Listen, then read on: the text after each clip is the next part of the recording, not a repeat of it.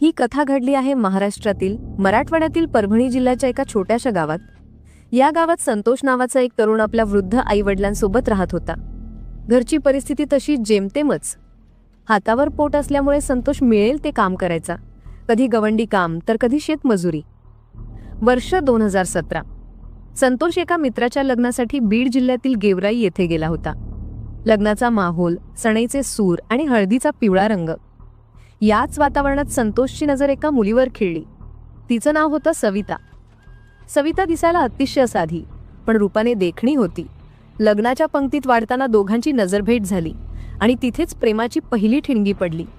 हळूहळू ओळखीचं रूपांतर मैत्रीत झालं। एकमेकांचे मोबाईल नंबर शेअर झाले। त्यानंतर फोनवरच्या गप्पा रात्र रात्र रंगू लागल्या। संतोषच्या गोड बोलण्याने सविता पूर्णपणे भारावून गेली होती। दोघांनी एकमेकांना वचनं दिली, साथ जिएंगे साथ मरेंगे। पण जेव्हा सविताने आपल्या घरी या प्रेमाबद्दल सांगितलं तेव्हा तिच्या घरून कडाडून विरोध झाला। कारण एकच, संतोषची गरिबी आणि अस्थिर काम। पण प्रेमात आंधळ झालेल्या सविताला हे काहीच दिसलं नाही। घरच्यांच्या विरोधाला न जुमानता एका काळ रात्री दोघांनी पळून जाण्याचा निर्णय घेतला। त्यांनी पळून जाऊन एका मंदिरात लग्न केलं। सुरुवातीचे दिवस हे जणू स्वर्गासारखे होते। दोघेही घरापासून दूर एका दुसऱ्या गावात भाड्याने खोली घेऊन राहू लागले। संतोष गवंडी कामाला जायचा आणि सविता घर सांभाळायची। त्यांच्या या प्रेमाच्या वेलीवर एक गोंडस मुलाचं थूल उमललं। आता त्यांचा संसार पूर्ण झाला होता।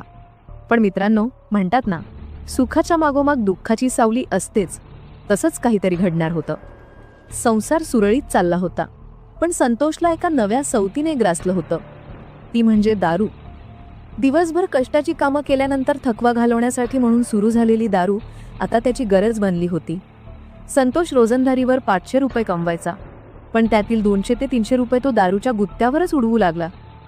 उरलेल्या 200 रुपयात घर कसं चालवायचं हा प्रश्न सविताला सतावू लागला।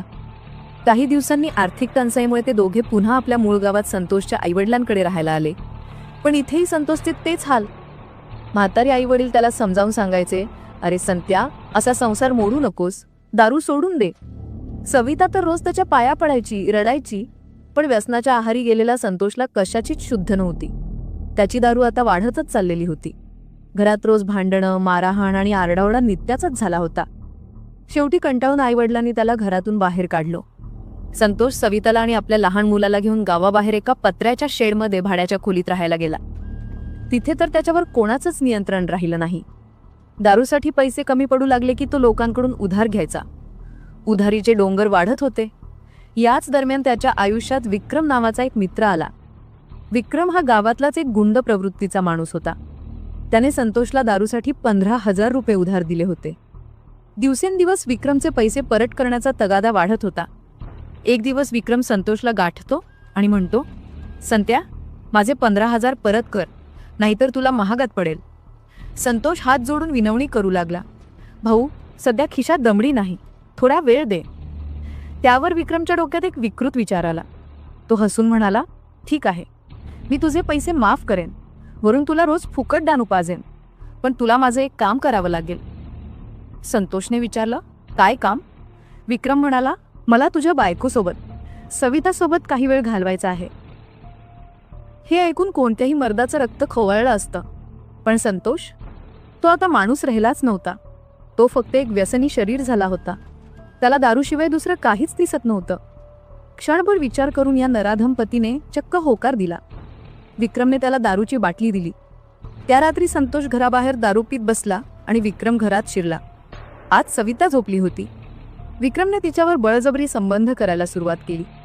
सविता ओरडली, अहो वाचवा, धावा। तिने आपल्या पतीला हाका मारल्या, पण बाहेर बसलेला संतोष कानावर हात ठेवून दारूच्या नशेत झिंगत बसा होता। ज्याच्यावर विश्वास ठेवून तिने घर सोडलं, त्यानेच आज तिची इज्जत एका बाटलीसाठी विकली होती। विक्रमने तिची पूर्ण इज्जत लुटून तिला भोगले होते। त्यानंतर सविताच्या आयुष्यात नरक सुरू झालं।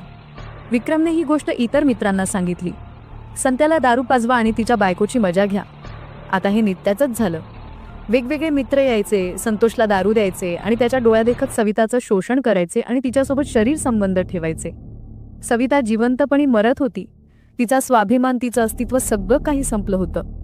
2019 मध्ये सुरू झालेला हा संसार 2025 पर्यंत पूर्णपणे कुजला होता। नोव्हेंबर 2025 उजाडलं होतं. सविता आता आतून पूर्णपणे मेली होती. उरला होता तो फक्त तिच्यातल्या आईचा आणि एका स्त्रीचा उद्रेक. मागील 2-3 दिवसांपासून संतोषची तब्येत जास्त दारू प्यायल्यामुळे खराब होती. तो सतत झोपून असायचा. दिनांक 1 नोव्हेंबर 2025 सकाळची वेळ. सविता नेहमीप्रमाणे उठली आणि संतोषला उठवायला गेली. अहो उठा. पण संतोष हालचाल करत नव्हता. तिने त्याला हलवलं, पण शरीर थंड पडलं होतं. संतोषचा मृत्यू झाला होता. सविताने हंबरडा फोडला. तिची 2 मुलंही रडू लागली. आवाज ऐकून आजूबाजूचे लोक जमले. गावभर बातमी पसरली की दारूमुळे संतोषचा लिव्हर खराब होऊन मृत्यू झाला. पोलिसांनी येऊन पंचनामा केला. मृतदेह पोस्टमॉर्टमसाठी पाठवला. 15 दिवस उलटले. सविताने जणू काही झालंच नाही अशा प्रकारे मुलांसाठी पुन्हा मोलमजुरी सुरू केली. पण खरी धक्कादायक गोष्ट 19 नोव्हेंबर 2025 रोजी समोर आली. पोस्टमॉर्टम रिपोर्ट आला आणि पोलीसही चक्रावले. रिपोर्टमध्ये स्पष्ट होतं, संतोषचा मृत्यू नैसर्गिक नसून गळा दाबल्यामुळे श्वास गुदमरून झाला आहे. पोलिसांनी तात्काळ सविताला ताब्यात घेतलं. सुरुवातीला ती गप्प होती, पण जेव्हा महिला पोलिसांनी तिला पोलिसी खाक्या दाखवला तेव्हा तिने जे सांगितलं ते ऐकून पोलीसही स्तब्ध झाले. तिने कबुली दिली, होय साहेब, मीच मारलं त्याला. 18 ऑक्टोबरच्या रात्री तो नशेत धुंद पडला होता. माझ्या डोळ्यासमोर माझा भूतकाळ फिरत होतं. त्याने फक्त दारूसाठी मला आणि माझी इज्जत मित्रांच्या हवाली केली होती.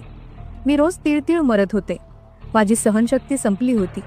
म्हणून त्या रात्री मी माझी ओढणी म्हणजे स्कार्फ घेऊन त्याच्या गळ्याला फास लावून आवळला. जोपर्यंत त्याचा जीव जात नाही तोपर्यंत मी थांबले नाही. हे सांगताना तिच्या डोळ्यात पश्चाताप नव्हता, तर सुटकेची भावना होती. पोलिसांनी तिला अटक केली, पण या घटनेत एका दारूच्या व्यसनामुळे एक कुटुंब संपलं.